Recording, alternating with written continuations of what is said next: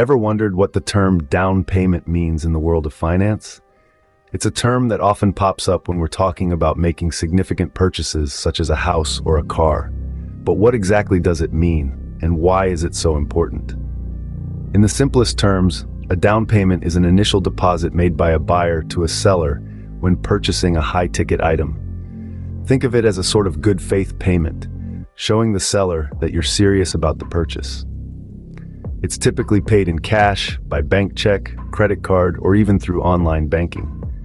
But let's dive a bit deeper. A down payment is more than just a deposit. It's a way for the buyer to pay only a portion of the purchase price up front, while the rest can be financed through a loan from a bank or other financial institution. Take buying a house, for example. The down payment can range anywhere from 3% to 20% of the total purchase price, depending on various factors like the buyer's credit history or the type of loan they opt for.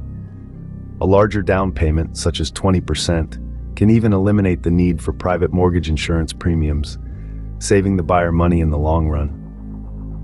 And what about purchasing a car? Here, the down payment typically falls between 10% for used cars and 20% for new ones. Calculating a down payment might seem daunting, but it doesn't have to be.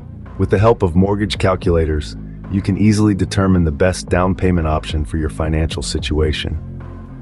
In summary, a down payment is an essential part of any significant purchase.